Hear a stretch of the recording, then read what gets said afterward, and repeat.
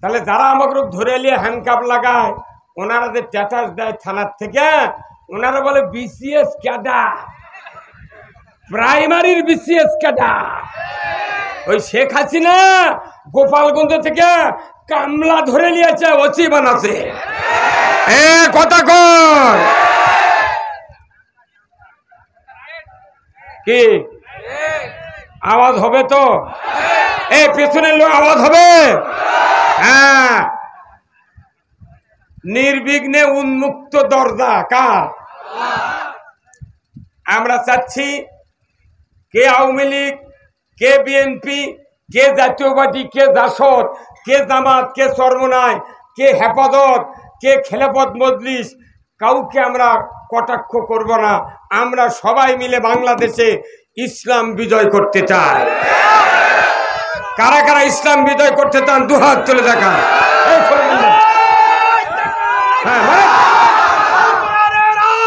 সংসদে দাঁড়ালো, এই সংসদে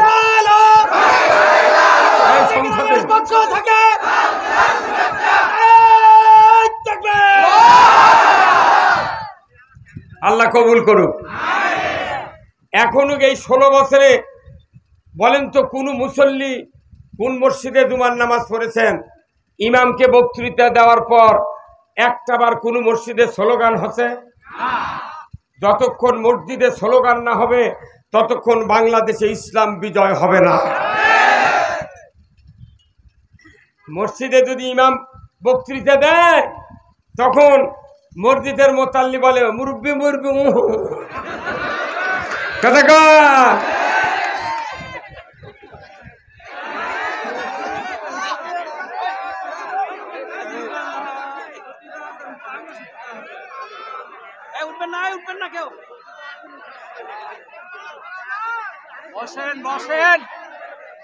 শোনেন, একদম 0 পয়েন্টের মাইক, কোনো কথা টানে না।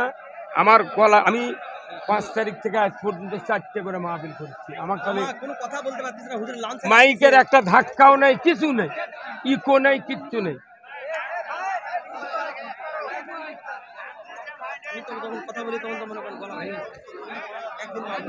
আপনি কেন এই মাইক এত বড় প্যান্ডেলে ভাড়া নিলেন?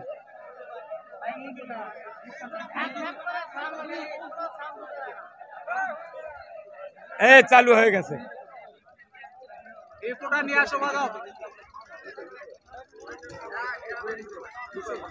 আলহামদুলিল্লাহ ভাইজান, আমি আপনাদেরকে কথাগুলি বলবো। আমাদের দেশে আজকের এই বিরাট ঐতিহ্যবাহী তাফসিরুল কোরআন মাহফিলের সম্মানিত সভাপতি জনাব আলহাজ মোহাম্মদ মোফাজ্জল হোসেন, আল্লাহ ওনাকে দ্বীনের জন্য কবুল করুক, বলুন আমিন। তিনি কে? মারহাবা, বসেন, ধন্যবাদ। সহ সভাপতি জনাব আলহাজ মোহাম্মদ আব্দুর রহিম মান্নান, আলহামদুলিল্লাহ, ধন্যবাদ। প্রধান অতিথি বিশিষ্ট আলিম দ্বীন, হাজার হাজার আলিমের ওস্তাদ মোহাম্মদ রেজাউল করিম MMA, অধ্যক্ষ জামুহালি চশমাই উলুম দ্বিমুখী আলিম মাদ্রাসা খেতলাল জয়পুরহাট, আল্লাহ ভাইজানকে দিন বিজয়ের জন্য কাজ করার তৌফিক দান করুক, বলুন আমিন। আজকের মাহফিলের সম্মানিত বিশেষ অতিথিবৃন্দ অনেকগুলি, আমি 3 লাইনের 3 জন সহ নাম পড়ে সবাইকে আমি সম্বর্ধনা জানাবো। প্রথম লাইন মোহাম্মদ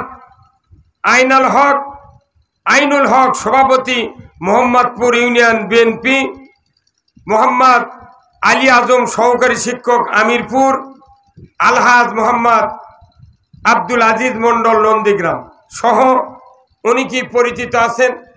আপনাদের এখানে আপনাদের কৃতি সন্তান, এই মাহফিলের বিশেষ পৃষ্ঠপোষক আমার শ্রদ্ধেয় বন্ধু মানুষ, যিনি বগুড়াতে গিয়ে আমাদের বগুড়ার ব্যাংকার জীবনে উনি একটা উল্লেখযোগ্য ওনার কৃতিত্ব কায়েম করেছেন।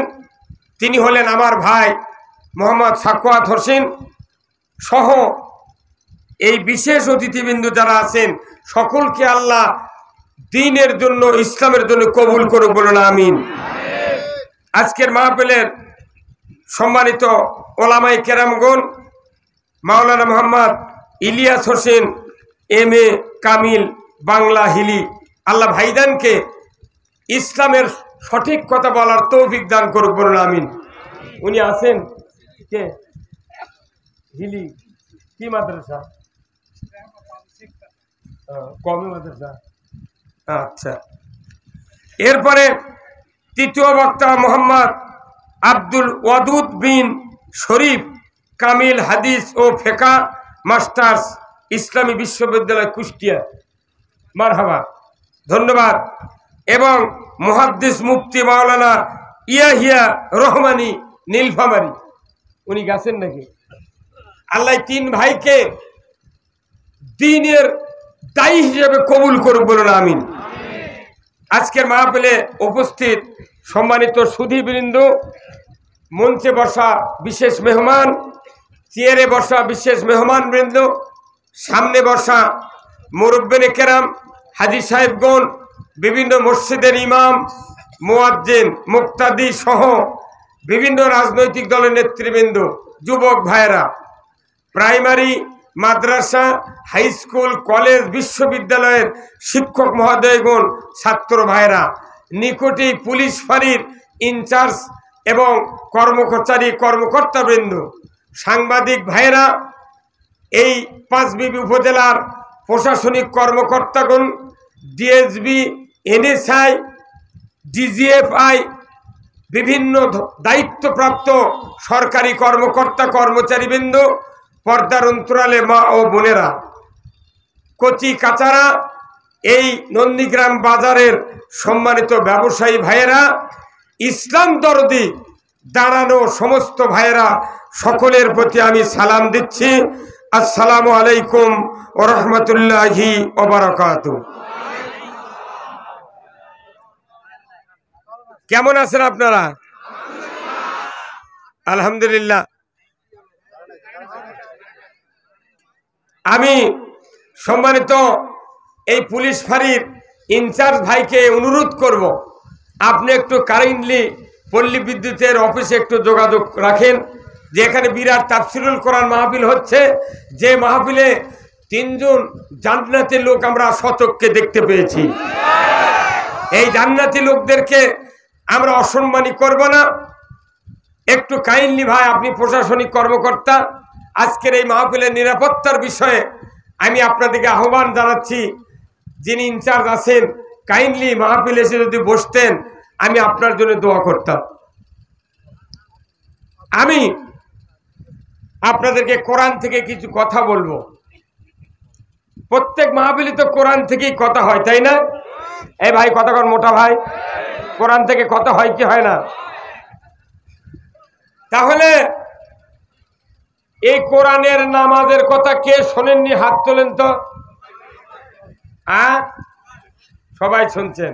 রোজা, পর্দা, চুরি হয়, সুদ খায়, বেপর্দা, গান, জুয়া, তাস, ইয়াবাহা, কি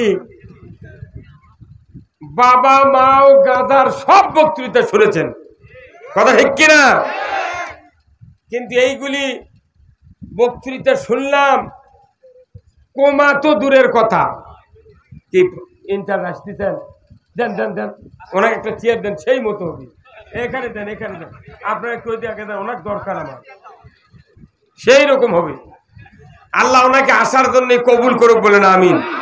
লিল্লাহে তাকবীর, নারে তাকবীর। সম্মানিত ফাঁড়ির ইনচার্জ বলুন জিন্দাবাদ। আসুক, উনি আসুক, আসলে কোন আরেকবার স্লোগান দেওয়া লাগবে। মারহাবা। আসাদ সাহেব, ওনার নাম এখানে আছে, কে নাম দেননি কে? এতগুলো মানুষের নাম দিলে ওনার নামই তো দল, উনি তো নিরাপত্তার প্রহরী, কথা ঠিক কিনা? আল্লাহ কবুল করুক, বলেন আমিন। তাহলে এইগুলির বক্তৃতা আমরা শুনেছি, কিন্তু মসজিদ বাড়লো, মাদ্রাসা বাড়ল,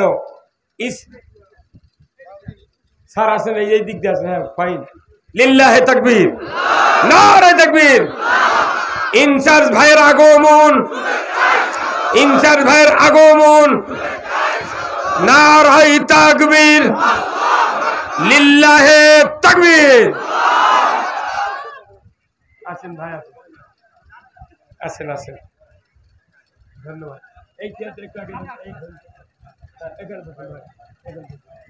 ধন্যবাদ। এখন আপনাকে আর কোন টেনশন আছে? কোনো টেনশন নেই। আল্লাহ ওনার হায়াত দারাজ করুক।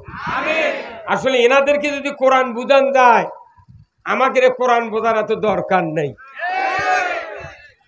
নেতারা যদি কোরআন বোঝে, প্রশাসনিক কর্মকর্তা কোরআন বোঝে, আমাদের কোনো টেনশন হবে না। কিন্তু এই সমস্ত লোকদেরকে না বুঝে আমরা করলে আল্লাহ ভ্যানা লাগ বুঝাচ্ছি।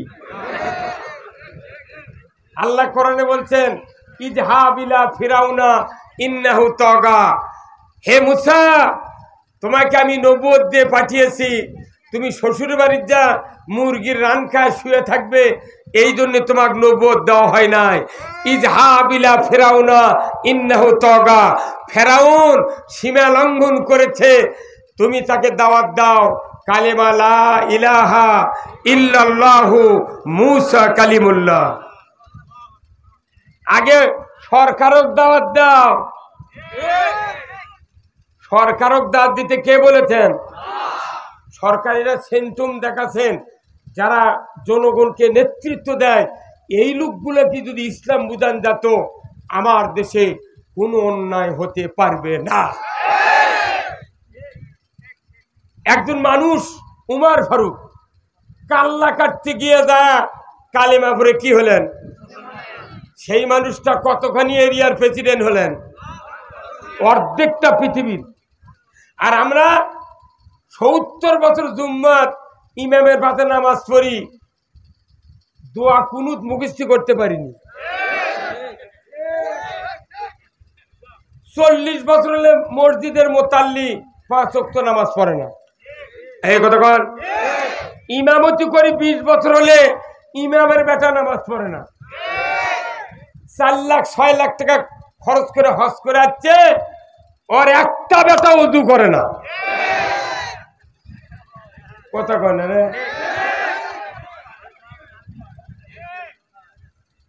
এই পৃথিবী কেমনি ভালো হবে, এই বক্তব্য কোরআনে আছে। আমরা যারা বক্তৃতা দিতে এসেছি, আমাদের ধরে নেন আমি একজন ডাক্তার, আর আমার সামনে সব ইমানের রুগী বসে আছেন। ডাক্তার চিকিৎসা করবে, রুগীর বডির রুগী আছে, বডির রুগী ডাক্তার আছে, আছে না? তো রুগী যখন ডাক্তারের কাছে যায়, রুগীর আগে হাত দেখে ডাক্তার, তারপরে প্রেশার মাপে। প্রেশার যদি 100/70 হয়, তাহলে বলবে আপনার প্রেশার লো। আর 120/80 হয়, তাহলে একদম কারেক্ট। আর যদি দেখে বিট মারিচ্ছে 90 দেয়, বলবে আপনি মুরগির ডিম খান। আমাদের দেশের ডাক্তারের কাছে যায়, ওই রুগীকে পরীক্ষা দেয় কমপক্ষে ইসিজি, সিটি স্ক্যান, এমআরআই, তারপরে ইসিজি, এক্সরে, প্রস্রাব, পায়খানা, রক্ত, বিভিন্ন পরীক্ষা দিয়ে 10-15 হাজার খরচ করার পর যখন ডাক্তার সার্টিফাই করে যে হ্যাঁ এনার এই রোগ, কে সই দিছে? না সে ময়নুল হাসান সাদিক ডাক্তার। তখন ডাক্তার যাই রিপোর্ট দেখে, উনি চিন্তা করেন আমার আর এখন ঔষধ দিতে কোনো ধোকা হবে না, সব ব্যারাম লিখে দিছে, আর কি কি দরকার কি হচ্ছে সব লিখে দিছে। কন্ত এই রোগীর চিকিৎসা করা ওই ডাক্তারের জন্য সহজ না কঠিন? পানির মতো সহজ। আর এখানে লোক আছে 50,000। কোনোদিন কি কোনো সভাত, কোনো মসজিদে যত ইমানের রুগী যায়, তারা কি কোনোদিন আলেম ওলামা তারপরে বক্তা আপনারা কি কোনোদিন কছেন হুজুর আমি না কিস্তির টাকা লি, আমার বউ পর্দার থাকে না, আমার বড় বেটা নামাজ পড়ে না, মাঝলে বেটা না বাবা টানে? কতক্ষণ কোনোদিন বলেছেন? এখানেও তো কেউ বললেন না যে হুজুর আপনি যে বক্তৃতা করতে যাচ্ছেন আপনার উদ্দেশ্য কি? আপনার আমার তরফ থেকে উত্তর যাবে আপনি যে সভা শুন বেড়াচ্ছেন আজকে এই সভাটার উদ্দেশ্য কি?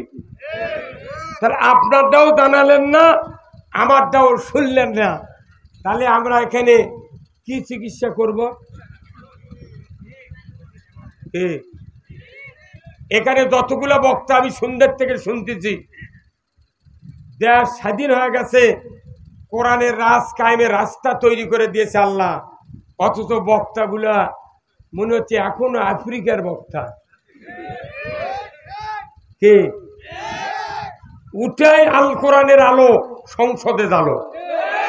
কতক্ষণ? এই কোরআন কার কিতাব? রসুল এই কোরআন দিয়া মদিনার ভূখণ্ডে মসজিদে নববীতে বসে 12.5 লক্ষ বর্গমাইল 10টি বছর কোরআন দিয়ে শাসন করেছে। যে ব্যক্তি, যে নেতা, যে মানুষ বিশ্বাস করবে না রসুল কোরআন দিয়া 12.5 লক্ষ বর্গমাইল শাসন করে নাই, ওই বেচারার ঈমান নাই। কতক্ষণ? 12.5 লক্ষ বর্গমাইল জানেন? এই বাংলাদেশের মতো 27টা রাজ্য এটা শাসন করছেন নবী কোরআন দিয়া। 600 বছর কোরআনের শাসন চলছে, এখন 900 বছর পর্যন্ত পুরা ভারতবর্ষে 267 বছর ধরে 3টে প্রজন্ম লয় হয়ে গেছে, ক্ষয় হয়ে গেছে। ইসলাম 1 ইঞ্চি জায়গাতে আমরা দেখতে পাই নাই, কেউ দেখতে পাই নাই। শেষে এসে তখন বাংলাদেশ জামাত ইসলামী এদেশে কোরআনের আন্দোলন শুরু করেছে, তখন মনে করছে এটা বোধহয় নতুন কাজ। আপনি কতক্ষণ দেখা এই মোটা হুজুরটা খুব দেখছি খুব। আপনি কোন গ্রুপরা?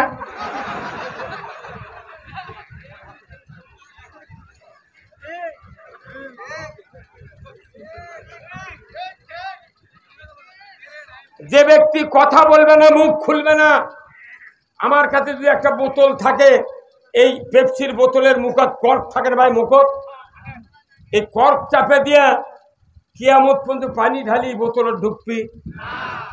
অনেক লোক এখনো আছেন আমার কথা শুনে, আল্লাহর কথা শুনে এখনো মুখ খুলতেছেন না। কিয়ামত পর্যন্ত জিবরাইলও বক্তৃতা দিলে কোনোদিন ওই লোকের কলজাত কথা বুঝবে না।